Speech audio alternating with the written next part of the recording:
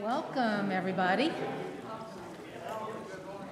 Hello. Is that better? Okay. Welcome to Aldersgate Vacation Bible School, the adult version. We're so glad to have you here. Our speaker tonight is Jason Sansevier. That's close. He calls himself the bird nerd. And you'll see why when he goes through all of this. And I have been pushing this. Many of you heard me say this already. I've been pushing his program because I saw it and thought it was really interesting. And I think you will too. And it fits right in with all the things we are doing. And when I got here tonight, he was out wandering around the garden because he was really impressed with what we've been doing. So we have a mutual admiration of God's wonderful world here. So I'll turn it over now to Jason. You can tell him where you're from as far as it, okay?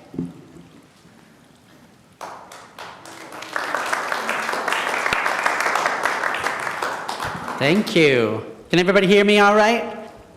Usually I'm pretty loud, so you shouldn't have a problem, but if you ever have a problem hearing, or if I go too fast, I did work on the East Coast for many years, so sometimes I go quick. Just put a hand up and slow me down. That's totally okay. As Sheila said, thank you for the intro, and thank you all for the invite to be here tonight. I'm thrilled. Great turnout. Good to see you all. My name is Jason, the Bird Nerd. I use that. My main job, I am the Senior Education Manager out at Spring Creek Prairie Audubon Center. Anybody been out there before? A couple people? Awesome. It is a beautiful 850-acre tall grass prairie just 15 minutes southwest of town. So a little farther from over here on this side of Lincoln, right? But not far away. 4 miles of trails for walk. We've got accessible ones right around the center. We've got grass mowed ones that go way out where you can't see another house. You can't hear the highway. It's a great place to get away and feel like you're in Nebraska many, many, many moons ago when it was just prairie. We have lots of our state bird out there, both eastern and western meadowlarks, several other grassland birds. It's a beautiful spot, so come and see us anytime. The trails are open every day, sunrise to sunset.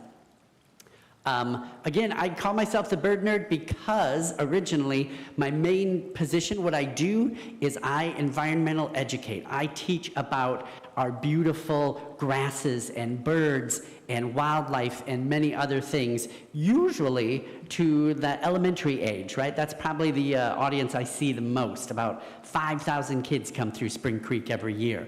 But we want to make sure that birds and all of the plants and everything else that we can teach about, that we're reaching all our audiences, not just the kids, right? That's an important part of it. So I'm thrilled to be here tonight. One of the things I do is community engagement around plants for birds. It is a big part of what Audubon does because without plants, and as you will learn, without bugs on those plants, we would not have birds, especially at this time of year. Real quick, one thing I like to do, I have a background in theater as well, which probably as we get going will be evident. There'll be some funny voices and probably some bird noises. Hopefully you'll enjoy those.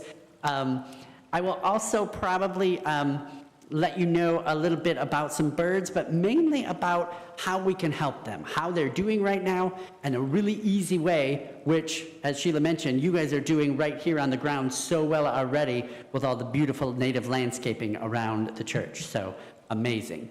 Let's get going, but before we get going, I just want to gauge how many people would consider themselves a bird watcher? And there's no right or wrong answer. Okay, very cool. How many people don't consider themselves a bird watcher but enjoy watching a bird once in a while or listening to them? Yeah, there's a lot of hands, right? They are pretty popular, right?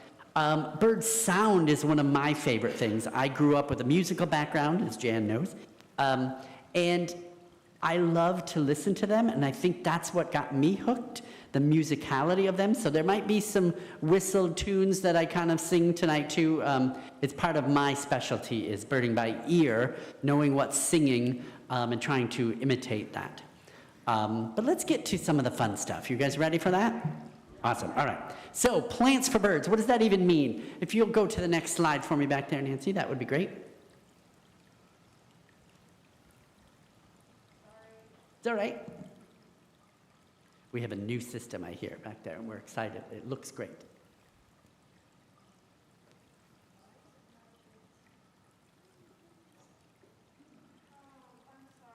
It's all right. We'll figure it out.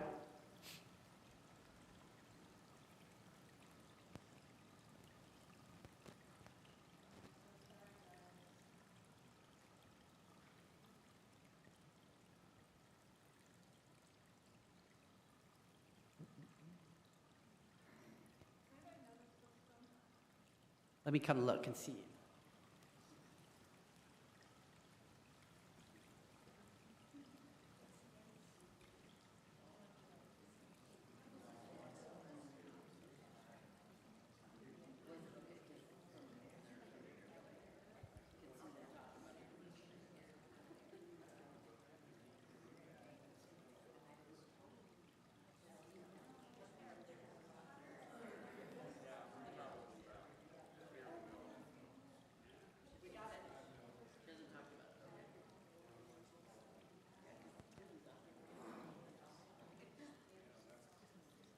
All right.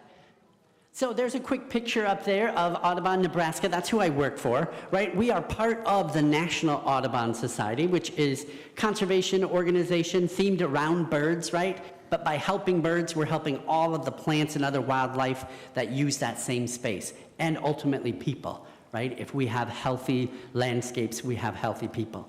So it's very important.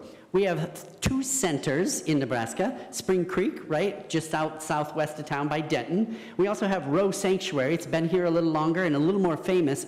That's where thousands and thousands of cranes come through, right, in March and April as they move through Nebraska and migrate to north of here. And it's crazy they don't stop on the way back. They usually don't, though. It's just on the way north. But there you can see some of our grassland birds and our beautiful tall grass prairie out there. Next slide for me. Those are just some of Audubon's priorities, and I just wanted to add this just so you kind of know where we're coming from, and then I'll tell you where we're going with this presentation. So Audubon nationally, we have about 48 centers. We work mainly for birds and people, but we do that by these main priorities. We work on working lands. That's kind of where we are out there on the prairie, where we have, it used to be a horse and cattle ranch, and now it is a preserve for nature, but we still work on it. We still graze cattle on it because we don't have bison anymore. We still do some prescribed burning. We do haying, and we still have a lot of people doing research on the land. So it's not where we just close it off and leave it, right? Important grasslands like that have a lot of work going on them. Coasts, we don't have in Nebraska, so we don't do a lot of that work out there, right? Water, very important, and the prairie helps that, right? It helps buffer any pollution or anything coming into our water system.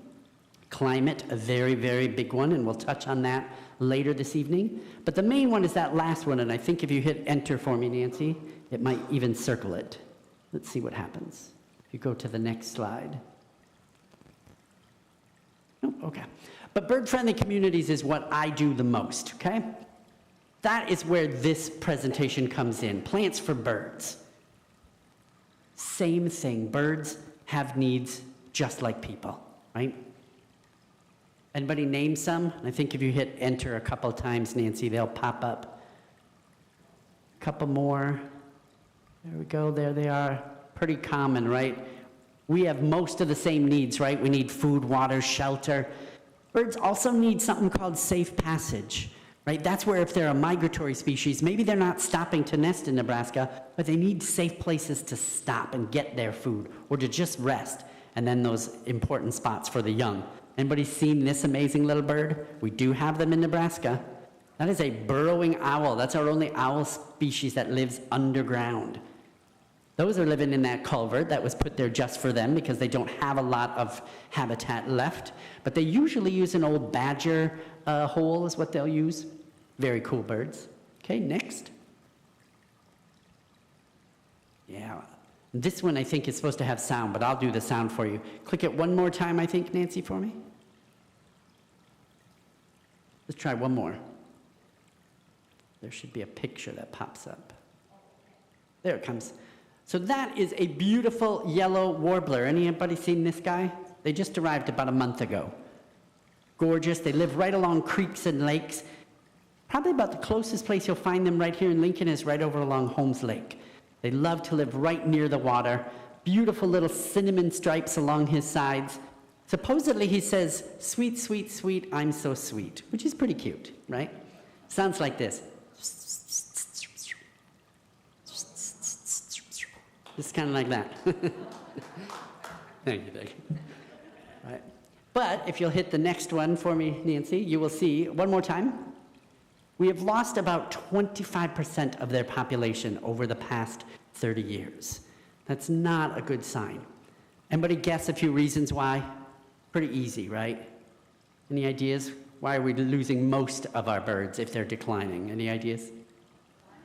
Climate is a big part, yep. Yep, habitat loss is the biggest. Pesticide is also a big one. You've got 4 or 3 of the top 4 right there. And the other one, surprisingly, is cats outside. So we have a lot of things that are causing our birds to decline a lot. So habitat strike is, or building strike is in there too, either hit by cars or hitting buildings when they migrate. So that's the top 5 reasons. But the biggest is habitat loss, now exacerbated by climate change. If you won't go to the next one for me, Nancy. One more? Go tell the picture. Yep, there he is. Go ahead, one more, and let's get his name up there. See if it'll pop. There it is. That is a beautiful little bird that most people have not seen, but they're more common than you would think, especially out at Spring Creek Prairie. I love this one because he sounds like he's sneezing. It's really fun to have the kids hear it because he goes, just like that, literally. If you look in a book, it'll say he says Fitzpew. I don't know what Fitzpew is, so I just say, tell the kids it's achoo, right? He's sneezing. But we have lost almost half of their population over the last 30 years. That's a really quick loss. And again, habitat loss is the biggest. This is a little bird that loves to live along creek sides, right, in beautiful native willow trees, some shrubs, and they are big insectivores. They eat only bugs all the time. So a couple of reasons, right? Habitat loss, but also pesticides. If we're killing too many bugs, nothing to eat for this little guy. Okay, next. Yep, there he is. Oh, this is my favorite. Go ahead until you have his name up there. We'll show everybody his name. That is a Wilson's warbler. Anybody else notice that it looks like he's got a really bad toupee or maybe a yarmulke right on? I love that.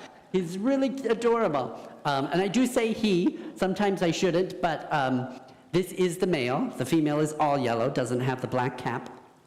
Gorgeous little bird, just kind of has a kind of plain song. It's really high, just kind of like that, nothing too special, but really adorable. But if you notice this next number, even sadder. This one has been extremely hard to hit over the past years. We do see them right here in Nebraska, but 61% decline over the past 30 years. Not a good sign, right? And again, that's an insectivorous bird. Anybody noticing the trend? Birds that eat bugs, live near water, are losing habitat and food. Okay, next. That is what we love to see in Nebraska, right? It's our very famous landscape, especially out in the sandhills, wide open tallgrass prairie, especially for grassland birds. That is our most declining group of birds, right? Most people would think it's shorebirds along the coast because of sea level rise.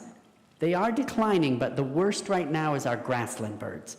We just don't have large open prairies like we used to. Now in Nebraska, sometimes that's hard to believe because if you drive through the sandhills, you're like, there's all kinds of prairie, right? But if you look at a map historically of where tallgrass prairie was, from Ohio and Indiana up into lower Minnesota, all the way down to the north part of Texas, it was a huge reign of tallgrass prairie, right? Big, big plains. There's only about 2 to 3% of that left. So that is not very good hope for a lot of our grassland birds, things like our meadowlarks, right, our state bird. Okay, next. That is what we have a lot more of. But if you look at that, if you think about right now, if you were that willow flycatcher or that Wilson's warbler, right, with the little bad toupee, where would you go? I don't see much habitat there. The trick, though, is it doesn't have to be. Go ahead, next. So 54%, and this presentation was put together about 5 years ago is where the data's from, so it's probably more than that now. But we have so much more suburb than we used to even 30 years ago. Next. Even worse, in our urban and suburban areas, we just don't have a lot of our native plants. The way we develop is we kind of clear that all down and then put other things in, which it's like what was there was actually good. Can you build with it instead of over it? Right? There's a lot of things we can do and learn. So here's what I would like to do. Next. I'd like to create that, right? And it can be done. We know it can be done. All of this data I'm getting tonight, and I'll show you slides of this in a second, come from an amazing man, scientist and writer named Doug Ptolemy. He has a couple of books. I'll mention them, and I've got a slide at the end that have them on there. But that's where all of this research comes from. He is a big supporter of native habitat in your own yard. He calls it creating your own wildlife refuge, right in your backyard kind of idea. And again, it doesn't have to be the whole thing. It can be pieces. That's still helpful. If you look at those pictures, right? If you go back, yep, not a lot there, but just a tree here and there and a couple more types of flowering plants would add at least some habitat. Let's talk more about that. Go ahead, next. So there is that lovely Wilson's warbler again, just eyeing that big caterpillar, right? So that's where we're going to turn. We see what the problem is, right? Bird species going down, not enough habitat. What can we do? Go ahead, next. Birds have 4 food groups, just like we do. Go ahead and go through all 4 of these. Berries and fruit, important. We got nuts and seeds, nectar, and anybody know what that last one is? Yes, bugs, thank you. Before you go on to the next one, I just want to talk about these real quick. Berries and fruits, super important, especially migration. When birds are flying either north as they're coming back from, maybe it's only as far as Oklahoma or Texas, some of them go all the way to South America, right, and come back here, or are going even farther. Berries and fruits have lots of sugars, right? Very complex sugars to give them that quick energy and pack on some weight when they need to keep moving. So they're very important, especially in the fall. Nuts and seeds, huge protein, right? Great for birds, especially a lot of our local birds that don't go anywhere. Residents, we call them. Things like woodpeckers, cardinals, blue jays. They get a lot of their food from those sources. Nectar, not as many birds, and it's not just the hummingbirds, though. The orioles. Anybody seen orioles this year already? Oh, there were a lot right when they arrived. It was amazing. They will drink from nectar, just like hummingbirds sometimes, or use fruits and nectar. So. But again, that last one, and it's the most important. If you hit the next slide for me. Look at that number. As a bird nerd, I was even shocked by this. I kind of knew in the back of my head that it was a lot of bugs, but literally 96% of our birds have to eat bugs to feed their little ones. The little ones cannot fledge. They cannot leave the nest and grow up fast enough without being fed insects, especially caterpillars and larvae of things like beetles and other things like that. They're just jam-packed. I mean, look at the size of that caterpillar. That's a beautiful American kestrel. Anybody seen one of those? That's our smallest falcon. Yeah, question? Doesn't that then decline the population of butterflies if they eat the larvae? That's a good question. So we're going to get to that in just a little bit, but the basic answer is the way nature has it balanced, and the question was, if anyone didn't hear, doesn't that then deplete your population of a lot of your pollinators, which we also need? And it would, but it wouldn't go downwards. And I'm going to use an example not from the bird world, but it's my favorite. I worked out west for a long time, and there is a very anti-wolf group of people that really don't like wolves. They say they're going to eat all of our cattle and all of our deer and all of our sheep. Wolves are not that dumb. Why would they eat all of their food resources and then have nothing to eat? They pick off the weak, they pick off the old, and they make sure that they have enough. They will only raise one young in a year where the maybe deer or elk herd is slim if there's been a harsh winter. It's very similar in the bird world. They know what resources they need, But the other thing is our insects, while our pollinators, certain ones, especially butterflies, are declining, still, if there was ever a war between other species and humans, insects would win. There are so many of them. We're just lucky that they're small. But yes, it does cut down a little on it, but there should be plenty. It's why they have thousands of eggs instead of one. They have a good system. But again, other than raptors, the main point here is baby birds need bugs. Adult birds need bugs, right? So if anybody gardens, and I bet many of you do, right? Sometimes we have bugs and they are some pests, but the more that we can leave them, nature kind of controls them for you. The best one I can give you an example of is, how many of you seen aphids?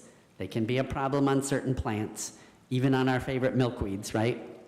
If you can leave them be, ants will farm them and keep them to a certain number, and it'll only hurt a portion of the plant instead of the whole plant, and then it all balances back out. It's just sometimes we get impatient and we see it and we're like, oh, I don't want those there, and then we've changed the balance of things. So sometimes just watching it doesn't always work. Sometimes if there's not enough of that ant or a certain bird to eat the bugs, they can kind of overtake, and then you have to do some things. But ultimately, we need really healthy bug population for an amazing bird population. Next. One more. All right, so right up here we have two pictures of two trees that many of you might know. You've got a native oak tree right there. Up to 557 types of native caterpillars will live on a native oak tree. Anybody know the other tree in the picture? Ginkgo. Any guesses as to how many native caterpillars it will host? You're close. It's a little more than that, Steve. Go ahead and show it up. About 5. So very, very few. When we bring in ornamental species, our North American or our Nebraska species have not evolved with them. A few, especially generalist species, that's species of birds, bugs, that can kind of eat anything. Things like blue jays, grackles, right? They've kind of adapted to be able to eat anything. It's their style. They might be able to use it, but most cannot.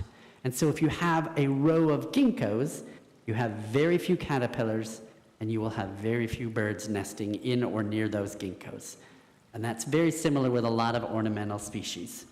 If you have got a lot of native oaks, like the bur oak, which is native to Nebraska, amazing amount of caterpillars and bugs and cool insects, borers and things. I know borers with ash borer, it's a kind of a dirty word, but they're really, really, other ones are very important. So, okay, next.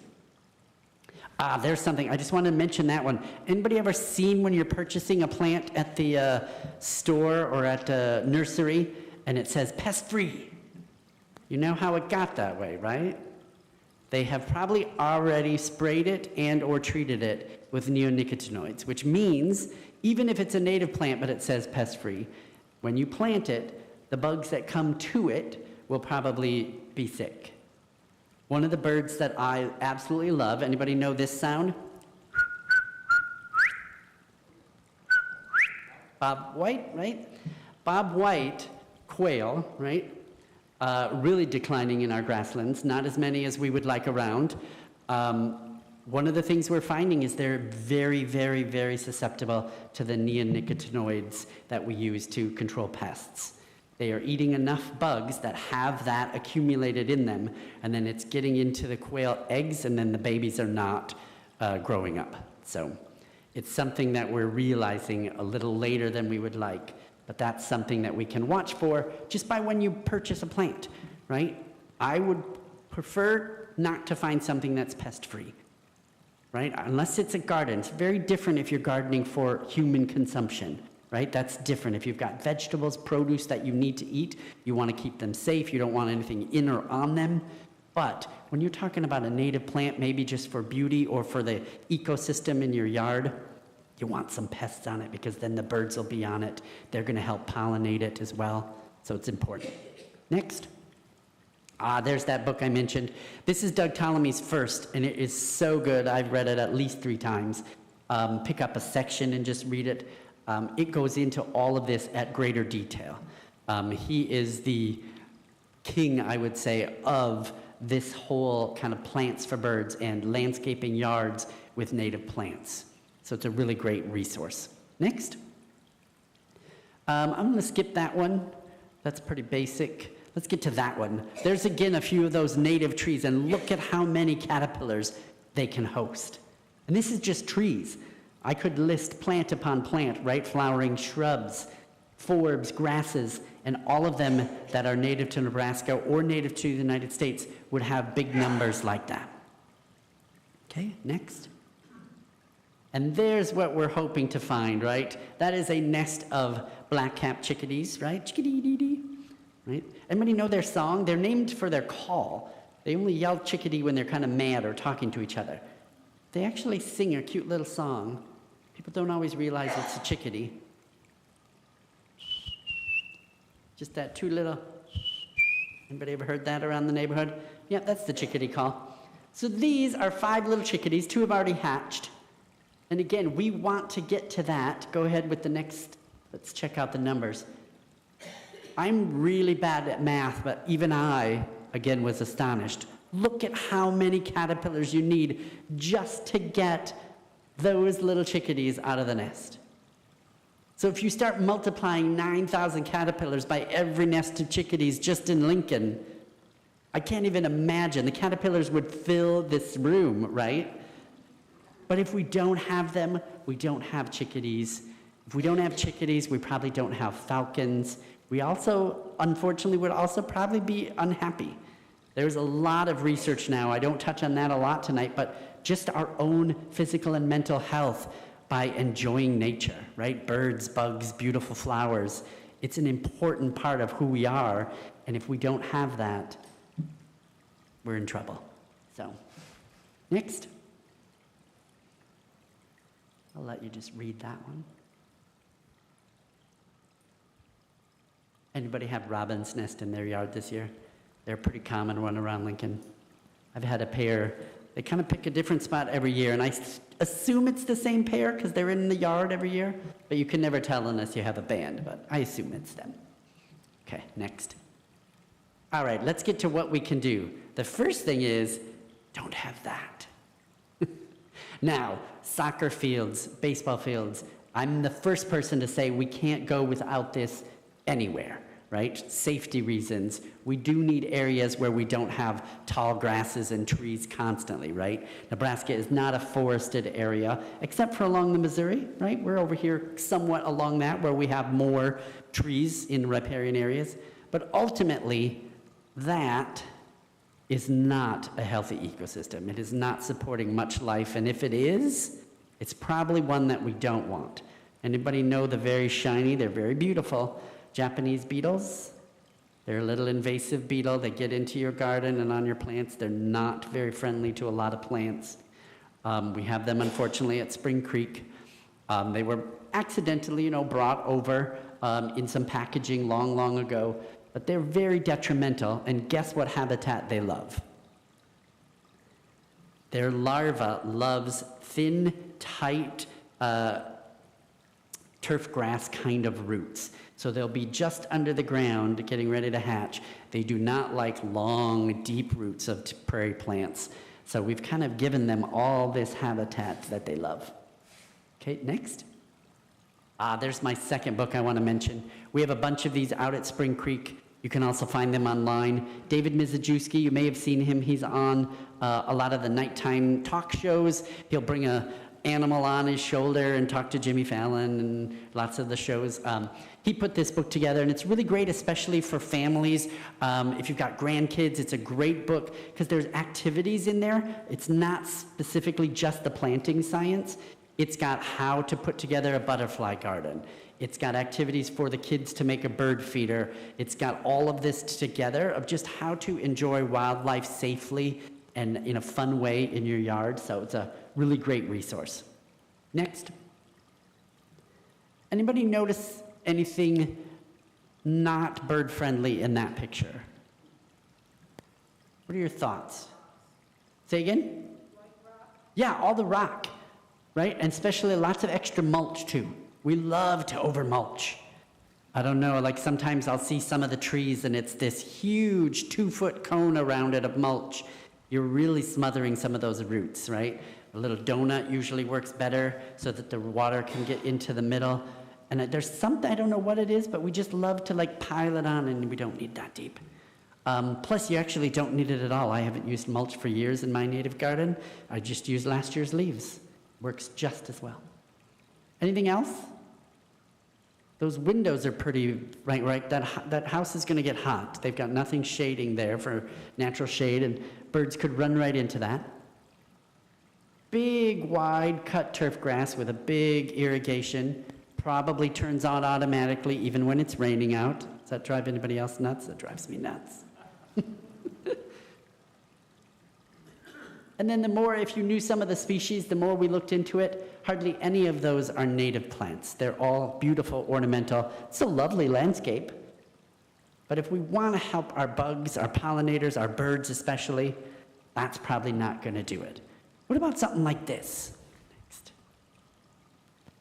Next. Now, to some, that might be too much, right? That's going all the way to the other end of the spectrum, right? From no habitat to a lot or almost too much. And that's okay. We're not asking you to turn your whole yard into a full prairie, right? There's actually some rules where you might not be able to do that, right? Don't forget, before you change anything, especially in a front yard near the sidewalk or the median, make sure to check the local ordinances, because they're different depending on where you live. Got to think about safety and different things. So, go ahead, next one. These are just some of the things that this can provide, though, and most of these you're going to know, I bet, already. Not only is it resources for the birds, but next, that's a really important one, especially right now. If we are thinking about price of gas, water bills, things like that, having native landscaping in your own habitat can really help with that, actually. It's very, very important. Our native plants they're not completely all drought tolerant, but they're much more used to our native landscape. And so like mine, now that when you first plant them, they're just like any other plant. You still have to water them a lot. They take some care, right? You still need to weed. It's not like once you can plant native plants, you don't have to do anything. But once they're established, now that they've been there about 3 years in my yard, I don't water them at all unless it's a severe drought and it's a plant that I don't think is going to make it. So I save so much on that. I also use sedges instead of a lot of grass, like the turf grasses, and I can mow them. They don't need as much, or I don't need to mow as often, so I spend less on gas. I'm putting less heat into the air. It just is a win-win all the way around to have some native planting areas. Next. Yeah, like you can see all those great places for pollinating insects. And then one more. And more birds. Great. Next. Yeah, this is a page from that Mizejewski book I was telling you about. Just kind of shows you kind of how you can easily set up just with only, it's about 12 plants. That's not that many. Now that didn't happen overnight, right? You don't usually buy the plants at that level, so it takes some few years to get there. I have found that patience, and I agree, I don't have it sometimes, can be the hardest part, because native plantings can look really messy the first year. That's okay, right? Sometimes you look at the prairie, all 850 acres, sometimes it looks terrible. You're like, what is happening? Well, it was just grazed, or we burned it and it's just growing back. It doesn't always have to look so pretty. It will benefit us, though, in the long run. Okay, next. Yes. When you're thinking, let's say I've got you hooked and you want to, or does anybody already, I forgot to ask this question, anybody already have native plantings in their yard? Couple people. Well, I know you have them around this campus. It's beautiful around here. And we've got more popping up around Lincoln. We're very excited about that. Something to not forget or to think about when you're going to do this is levels. Okay, hit the next one.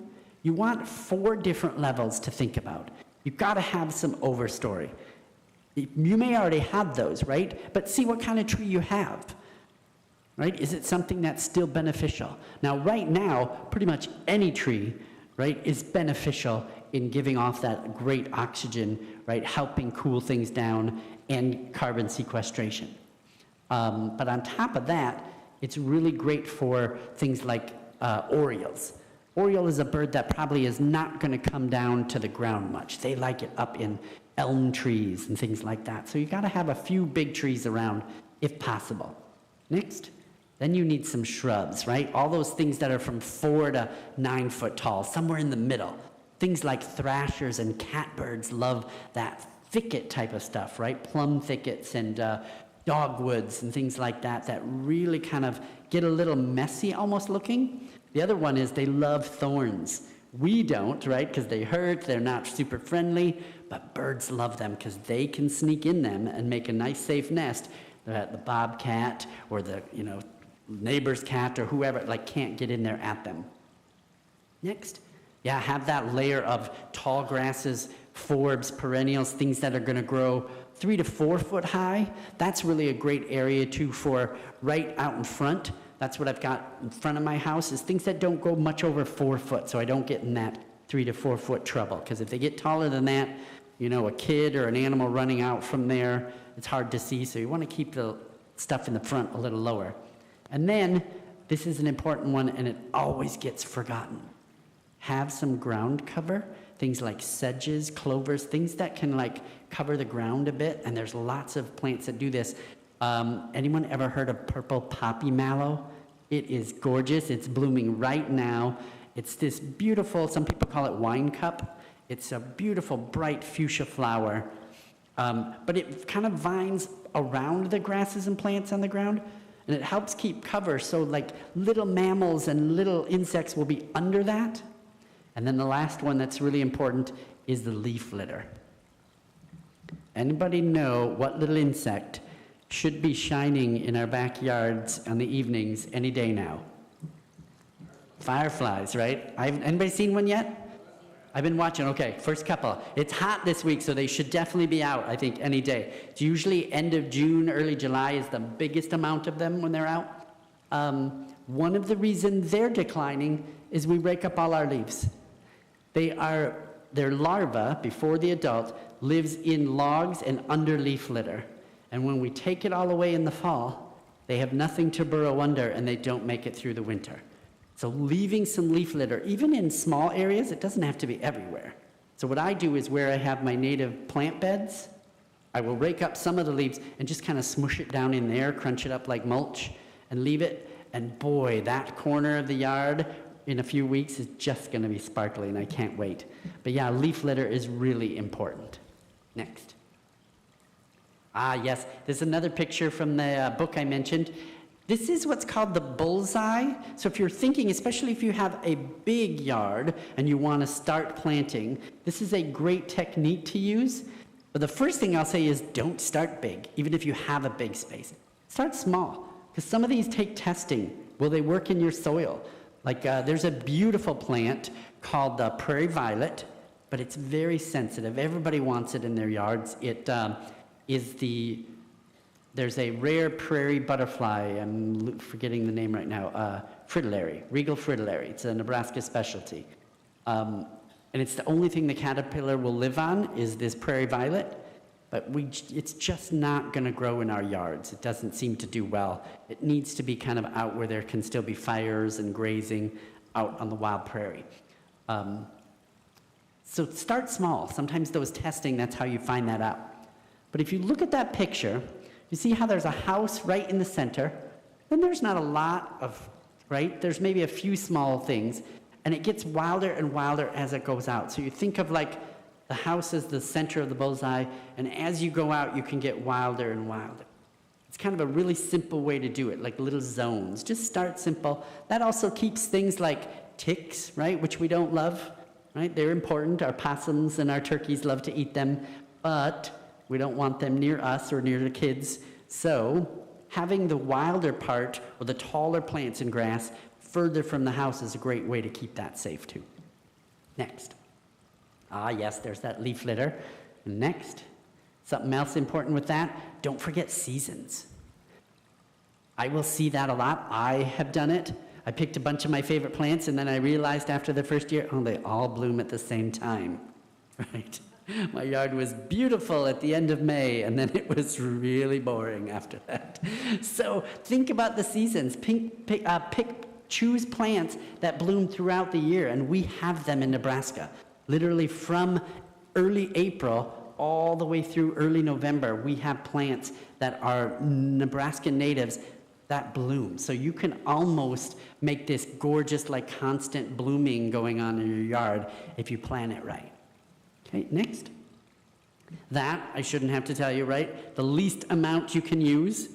That said, I will say, and there's a lot of support for this, if any of you know Monarch Gardens, they're a local landscaping company. We work with them a lot, Ben Vogt. Sometimes you may have to use it if it's a big project, right? So Ben does a lot of landscaping where it's a large, several acre area, and they want it turned all native plants in a year. His options are few and far between to get rid of turf grass, digging it up, spraying it, like there's so many things you can do. So sometimes pesticides and herbicides, even out on Spring Creek, we have to use. Invasive species, things like that, that try to take over a trail, we may have to spray. But really limit that, especially on turf grass, because turf grass, again, it's so thick in the roots. Most of that you spray, one rain or one neighbor's sprinkler that goes too far, and it all runs off anyway and gets down into our runoff system. Next. Yeah, so last but not least is, let's say you're all excited about it now. Yes, I want to help the birds. I want to get some native plants, right? I hope you are.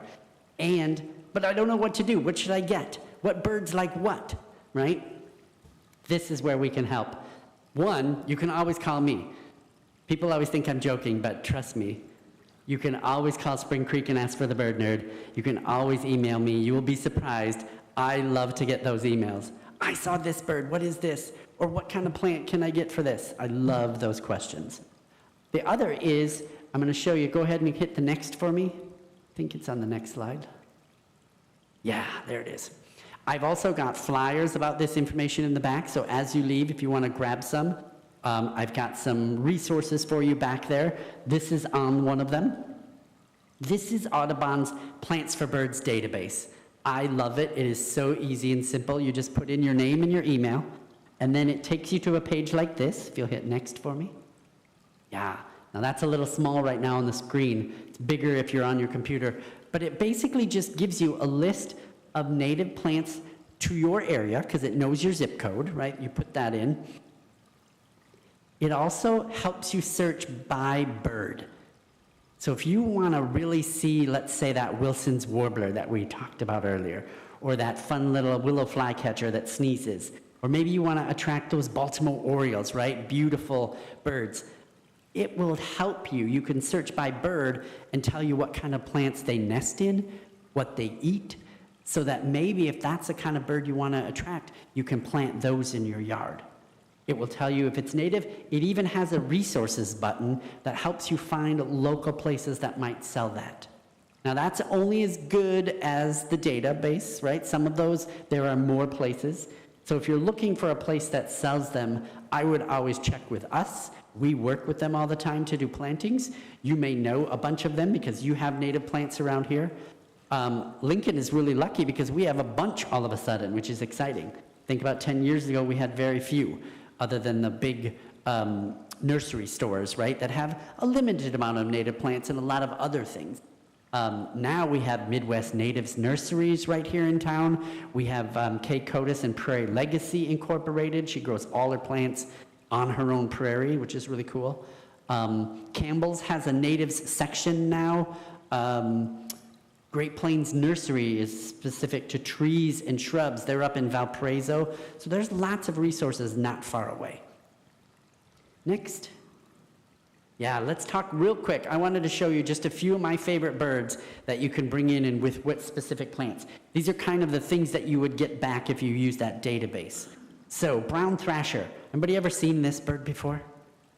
Anybody ever heard this bird before? This is one of the best singers in Nebraska. So good. Partly because they mimic, they're like a mockingbird south of us, where they know everybody else's songs. They arrive in April and they just sing and sing and sing, and now it's crazy, you hardly see them. They're this big, beautiful, like rusty bird, and they hide in the plum thickets and everything, but they're really, really fun. You can see a few of the plants that attracted them to the yard.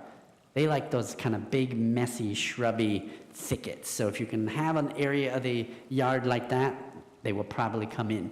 Again, they also they get their name Thrasher because they throw leaves around looking for bugs underneath them.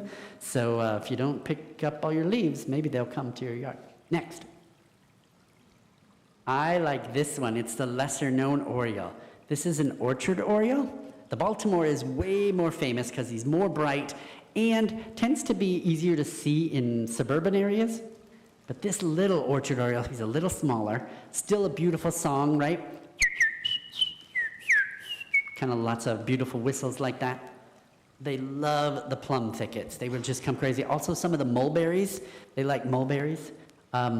Most of this time of year, though, they're eating bugs. So having a fruit in the fall is important. But this time of year, having some places to hide, maybe something like the rubus plants, blackberries and raspberries. They like those as well. Next. And there's that famous Baltimore Oriole, named for Lord Baltimore. His crest was orange and black, so that's how he got his name. Anybody have an Oriole feeder? Right? They love to come to just grape jelly or an orange just stuck on the tree, right? They'll come into those. Then they disappear. Once they get their nests going, have you seen their gorgeous nest too, right? Those beautiful woven baskets hanging down. I'm always amazed they can do that. I couldn't do it with 2 hands, and they do it with just a beak. It's amazing. I'm not sure what that slide is. I think that's the resources. Next one. Yeah, and this last one, I just wanted to give you a quick example of how easy it is and actually how much it can make a difference. Because sometimes, especially with climate change going on, it's tough, right? It can get depressing. It's a big problem, and like, how do we tackle it? It's important that we do, but sometimes finding that way that you can make a difference is difficult. One person still can. I've always believed that, because what it usually does is turns into someone notices, and then it's not just one person, it's a few, and then it's a bunch, right? So this young lady in downtown Baltimore, that's her whole backyard, little townhouse right down there downtown. She wanted to have more greenery, so it had to be in pots and boxes, no ground to actually plant into because it's concrete below her. She started doing that, and she started using more native plants to do that, and all of a sudden she had butterflies in her backyard. She had a few other birds that nobody had seen in downtown Baltimore, and then her neighbors said, "What are you doing over there?" And they peeked over, and she showed them around, and literally now her whole block looks like that in their backyards. They all wanted to do that, and it just changed the whole landscape of a downtown block of Baltimore. And you know where the butterflies and bugs and birds are going, right? I mean, that's amazing. And it's not even that much. You look at that, and that's probably 30 to 40 plants. It's not that many. Very cool. Next. Last one. This one is right here in Lincoln. So I mentioned before Ben Vogt, he has Monarch Gardens. That is his front yard. And next, that is his backyard. So that's if you want to go, as the term is always called, right, whole hog. He has gone to all native plants, right? Literally a whole prairie in his backyard. Again, you'll notice, if you can go back for me real quick, Sheila. If you notice the front yard, short, right? Most of those plants right there, not going to be over about 2 foot tall.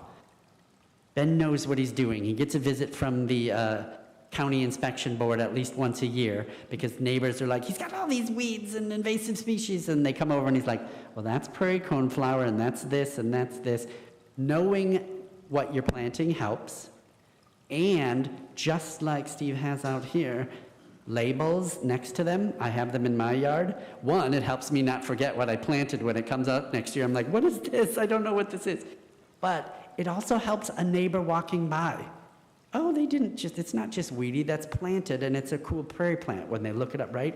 It's an easy way when you're not there for someone to know that it was planned and that it's a native plant that's right there, that's good for birds, right? Having those habitat signs like you guys have around the area here too. I've got a little plants for birds sign in my yard, and people see it and they're like, oh, I get it. Right? I see why it's a little crazy over in that corner, right? But again, or just know those ordinances. Okay, next, go a couple. I think there's just a couple slides left, and then we'll have some questions. One more for me. Yeah, so one thing before we get to this last slide I wanted to add is we've added one step to this. If you love this, or let's say, especially like if you think of the young lady in downtown Baltimore, she can't plant much more. But what else could she do? She could start working with organizations to make proclamations. So we call it Plants for Birds Pro. And the PRO means proclamations, resolutions, and ordinances. So maybe planting isn't, I don't have the greenest of thumbs, so I don't do a lot of planting. I've gotten into it though, and I'm getting a little better. But something I can do is use my mouth, use my skills, and go to, like maybe if I happen to live in a homeowners association that has really strict rules. Talking to that board and like, why are they so strict? What if we add 5% more native plants to that list of what we can plant every year? Or what if we add drought-tolerant plants? A lot of those will be native plants. Just thinking of that, right? Going to that county weed board and saying, hey, we love these rules, we know they're for safety, but what if the city of Lincoln, instead of mowing that big field every year, let that go and we planted it with a whole bunch of milkweed and purple poppy mallow for pollinators? Or what if that park area, anybody seen the beautiful prairie strip in Woods Park? It's one of my favorites. It's just sort of a big open area next to the trees, but all of a sudden there's just sort of an acre of tallgrass prairie that they just leave. And it's so cool. I see the kids running in there and I get so excited. I'm like, they're finding really cool things in there, I can tell you right now, right? So those are some other things too. If planting isn't what you do, or you already do a bunch of that, those next steps are advocating for more native plant use. Asking at the nursery, if you go to a nursery or a store and they don't have native plants that you want, tell them. Sometimes we walk out and go, oh darn, they didn't have what we want. Sometimes they want to know. The reason I know that is I went to Campbell's and I asked that. I'm like, I was looking for this and this. And they're like, oh yeah, we didn't have that. We started having a conversation. They brought their whole staff to Spring Creek Prairie to learn more about what native plants grow right here in the area. And the next year they had a bunch of them there for sale. So it does make a difference. Finally, I just want to leave you, those are a few of the resources up there. If we go back real quick, Sheila, let's actually leave it on that one in case anybody wants to take a picture or write anything down. Those are the lists of those books I mentioned, a lot of the websites that I mentioned where you can learn more about this. And with that, I will take questions. I hope people have them. Any thoughts? I also take bird requests. Sometimes I get those more often, if you want to hear a certain bird.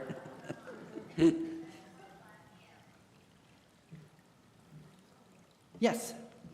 How much of a problem is bird flu in the wild bird population? It's a really good question. She asked how problematic right now is bird flu. So right now, from what I know, it is the most problematic in large migratory species. So it was really detrimental to snow geese, a little bit to the crane species, large flocks where they flock together. They were really worried about the geese because a lot of times geese will land in areas where there also are domestic geese and ducks, and then the domestic geese and ducks who are really getting sick, we don't want it to transfer to humans. And then on top of that, just so many business owners, right, losing their, geese and ducks and that's their livelihood. So, but as far as I know, and in Nebraska, we were never asked to take feeders down. It's always important to clean them. If you feed birds, please clean your feeders about every 2 weeks or more, at least once a month. It's really easy to do once it gets empty, right? Just put it in some hot water. If you need, don't use chemicals if you don't have to. A tiny bit of white vinegar is much more natural and better. But keep them clean. But right now it's actually lessening, which is good. Everything I've seen. It was much worse out east, and especially with the snow geese population. Are bird baths a problem? They can be, but feeders are worse because they'll wipe their beaks on it after they've eaten, and that's kind of how it spreads. It's very similar in how it spreads to conjunctivitis, which the finches get a lot of. and is still problematic. It comes from dirty feeders a lot of times, so just keep the feeders clean. Usually won't be too much of a problem. And then we'll watch for it. We work with Game and Parks, so watch groups like us or Game and Parks, a couple of other bird organizations maybe, and just see if there's any notices. We usually notice first, and like we'll have people take feeders down if we have to. Cool. Any other questions? Yes. So I will do, this is one of my favorites. She said make a meadowlark noise. So we have 2 meadowlarks in Nebraska. We're very lucky. Western meadowlark is our state bird, but we have a lot of eastern meadowlarks, especially on this side of the state.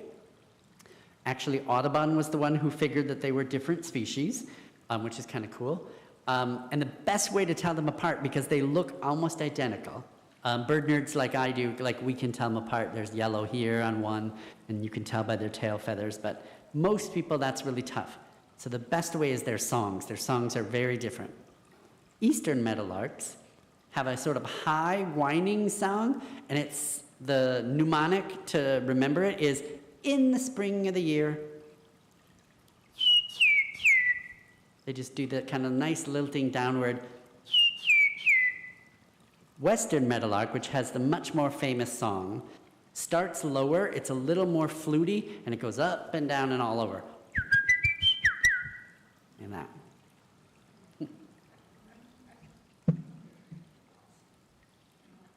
Anything else? Yes, Steve.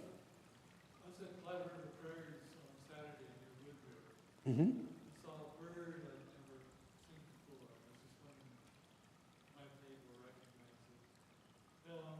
Probably between the size of a sparrow and a robin, Okay. and dark color. And what would they call it, sort of a skunk pattern in terms of wide stripe down the head, down the back. Yeah, I have an idea. Very shy, could get a really good look at it. That sounds like, so he was describing a bird, if you couldn't hear him, that had sort of a skunk pattern almost on its head that he saw out by Wood River.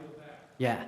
I'm guessing it could have been either, did it go all the way down off the head? So I was wondering if it was a white-crowned sparrow, because they're brown and then they have it on their head, but it went all the way down.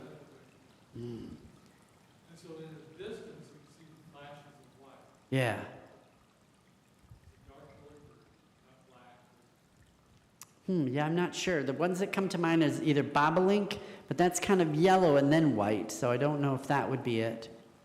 We do have lark buntings, but they're usually further west, and they're all black and white, kind of like a skunk. But it's tricky sometimes to, and each of us sees and hears different. It's one of the things I always teach when I'm teaching bird noises. If you see in the book that it says, the book tells you the chickadee says chickadee-dee-dee, but when you hear it, it sounds like something else, cross it out and write down what you hear, right? That book isn't always right. We hear and experience the world, all of us, very differently, and it's important that you experience your way, I always say. So like, I love food, so birds all talk about food to me. So in the book, chickadees will say, hey, sweetie. That's supposedly what it sounds like. Dee, dee, dee. Hey, sweetie. I think he's saying cheeseburger. Same thing with goldfinches. I bet you've all seen a lovely little goldfinch, right? Beautiful yellow little back here and a little black here, right, when they're bright and shiny. When they fly away, they bounce like this, but they always make this little chipping noise. And to me, that sounds like he's saying potato chip. Potato chip, potato chip, right? So, however you want to remember it. Cool. Any other questions? Yeah. A great resource is the Cornell School of Ornithology, which has scans of pictures as well as audio. Yep. There are some good ones. I grew up using video. I had this video series, and I'd watch all the videos and just listen to the sounds and let them play. Or then I got very, very lucky in one of my early jobs in this field. They asked me to count the birds in the Massachusetts forest. You don't get to see them. They're all tiny and they're way up in the trees, so you have to know what they sound like to be able to know who's there. So it just took a lot of practice. But yes, Cornell, and now they have amazing apps. They literally have this amazing app for your phone called Merlin, and it literally asks you questions. What color was the bird? What size was it? Was it bigger or smaller than a robin? It's right, and it narrows it down to what it could be by where you are. You can also record it if you can't see it, and it'll go, oh, that's a Carolina wren. It'll tell you what it is. It's really, really cool. So, anything else? Oh yeah, that's one you can all, they're still singing right now too. I love cardinals. Cardinals are also one of the only bird species, they're a local resident, where both the male and female sing. So there are many times where it's mainly the male, right, singing for territory or to show off to the female. But there are some, including the cardinal, where the female will duet. She'll sing back once they have a nest. So they do the... They can do a faster one too that I can't do. There's some bird noises, because did everybody know? So we have one larynx, right? Birds have two. So they can actually make two noises at once, two notes at once. There's this tiny little bird, almost all black, little brown head. He's just called a brown-headed cowbird.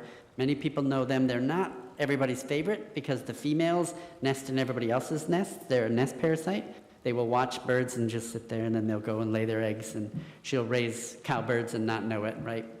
But he has a beautiful song, so if you ever get a chance to watch the male cowbird sing, you'll know when he's about to do it, because he looks like he's about to be sick, like throw up. He goes like this with his wings. But I can't do it, but it sounds, many people describe it almost like a little mini waterfall, like a waterfall. It sort of tinkles, but it's got like 50 notes in 3 seconds. It's just this little crazy waterfall of a sound. But it's because they can make two notes at once, so I can't do that. I wish I could. On that note, thank you guys very, very much for your attention. Thank you for the beautiful grounds around, and keep up the great work. Let me know if you have more questions. My info is on the cards in the back. There's more great handouts, and thank you again for inviting me.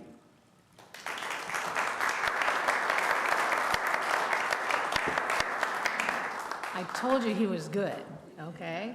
I think it's fascinating. I heard it before, and I'm just sitting there thinking, oh, that is so neat. That's so neat. And we said, how many of you had an Oreo feeder? Harry just built one, and actually we had grape jelly and the orange in it. Haven't had any business yet, but he's all ready. He disappears now and then up in the shed, and he comes back with, I decided to build this feeder today. You know? Anyway, thank you all for coming. We will have lemonade and water in the other room, and if Jason can hang around for a while, I don't know what his plans are, but otherwise you can talk to each other in there. I would like to invite you back Wednesday night. We have Bob Hanover, who is from Nebraska Game and Parks, and he's going to be talking about the, obviously, the Games and Parks in the state of Nebraska, and he is going to talk about day trips that you could do, what different parks specialize in, and give you some more ideas, and I'm sure talk about conservation and many other things that are just, whenever you're talking about nature, that's what you need to talk about. So thank you very much for coming. See you Wednesday. Oh, Joe wants to say something. No, I want to play a video. I was mentioning this to a friend of mine in Pakistan, and he sent me a video that music lovers, bird lovers would like to listen.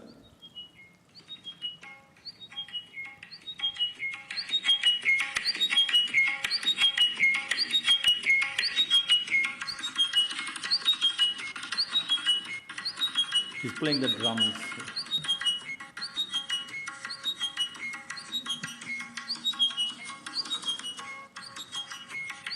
Bird singing at the top. Okay, the second is, if you want to see, maybe Jason would love to hear that, a Pakistani man who lived in British engineer, beginning of the COVID, he left his job because of the lockdown. He went to Pakistan, and he has started raising birds. This was on the Pakistani TV. I saw it. His house, it's a picture. If you put Pakistani man who raises birds, you will see his house. And even a pole, he has put a pole, and it's like a whole thing. all sorts of birds, but he raises that for money and sells them and makes, he says, I'm making more money selling birds than I was making as my job at the airport. So if you want to see, put that little thing on your computer and they will show you his house, which is terrace inside the house, anywhere. He has space, he has put little small birds, different kinds, different birds together, so that they don't fight also and kill each other. I should also tell you about Friday night. I forgot to mention that. Friday night is there's no special speakers, but it's our local church talking about where do we go from here, what can we do. They're going to talk about the earth stewards that we have here at our church. Carrie Beckenhauer is going to talk about that. We're going to use that time also for planning for our garden party, you know, that we had last year in the summertime, and this year it's, well, we don't know for sure right now. It's tentatively set for July 31st. So we'd love to have you come on Friday night and give us some input to that too.